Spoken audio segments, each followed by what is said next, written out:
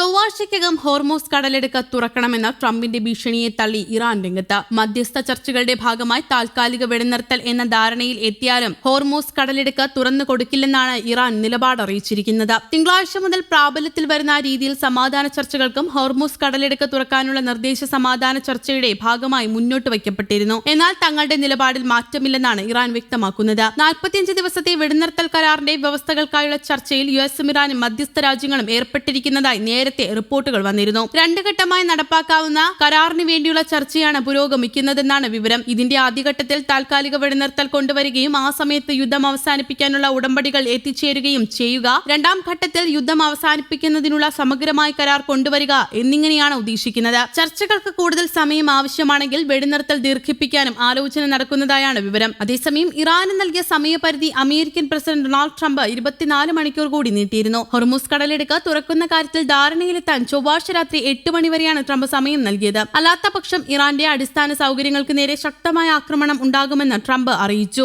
ഇതിന് മറുപടിയായി ട്രംപിന്റെ ഭീഷണി അവിവേകമാണെന്ന യുദ്ധക്കുറ്റങ്ങളിലൂടെ ഒന്നും നേടാനാവില്ലെന്നും ഇറാന്റെ പാർലമെന്റ് സ്പീക്കർ പറഞ്ഞു. അതേസമയം F-15E യുദ്ധവിമാനം ഈഗിളിനെ വെടിവെച്ചിട്ടതിനെ തുടർന്ന് കാണാതായ പൈലറ്റിനെ അത്ര എളുപ്പത്തിലല്ല അമേരിക്ക രക്ഷപ്പെടുത്തിയതെന്ന് ഇറാൻ റവല്യൂഷണറി ഗാർഡ്സ് അറിയിച്ചു. രക്ഷാപ്രവർത്തനത്തിനായി വ്യോമപരിധിക്ക് മുകളിലൂടെ പറന്നതെല്ലാം ഇറാൻ വെടിവെച്ചിട്ടതായും ഗതാഗത വിമാനം ഉൾപ്പെടെ തകരാറിലാക്കിയതായും IRGC അറിയിച്ചു. ഇറാനിയൻ സൈന്യത്തിന്റെ ഏകീകൃത കമാൻഡായ ഖദം അൽ അൻബിയ സെൻട്രൽ ഹെഡ്ക്വാർട്ടേഴ്സിന്റെ വക്താവാണ് ഇക്കാര്യം വെളിപ്പെടുത്തിയത്. പൈലറ്റിനെ രക്ഷിക്കാനുള്ള ഓപ്പറേഷൻസിനിടെ US സൈന്യത്തിന് കനത്ത നാശനഷ്ടം സംഭവിച്ചെന്നാണ് ഇറാൻ അവകാശപ്പെടുന്നത്. ഇസ്ഫഹാന്റെ തെക്ക് ഭാഗത്ത് വച്ച് C-130 സൈനിക ഗതാഗത വിമാനം, 2 ബ്ലാക്ക് ഹോക്ക് ഹെലികോപ്റ്ററുകളും തകർക്കപ്പെട്ട വിമാനങ്ങളിൽപ്പെടുന്നവയാണ്. ഒരു ഇസ്രയേലി ഡ്രോണും വെടിവെച്ചിട്ടതായി ഇറാൻ മീഡിയ റിപ്പോർട്ട് ചെയ്യുന്നു. ഈ വിമാനങ്ങളൊക്കെ ഇപ്പോഴും കത്തിക്കൊണ്ടിരിക്കുകയാണെന്നും IRGC പറയുന്നു. റിപ്പോർട്ടുകൾക്കൊപ്പം ഒരു തകർന്ന C-130 വിമാനത്തിന്റെ കത്തിക്കരിഞ്ഞ അവശിഷ്ടങ്ങളും കറുത്ത പുകയും അടങ്ങുന്ന ദൃശ്യങ്ങളും പുറത്തു വരുന്നുണ്ട്. അതേസമയം തന്നെ രക്ഷാപ്രവർത്തനം പരാജയപ്പെട്ടു എന്നുകൂടി ഇറാൻ വ്യക്തമാക്കുന്നു. യുഎസിന്റെ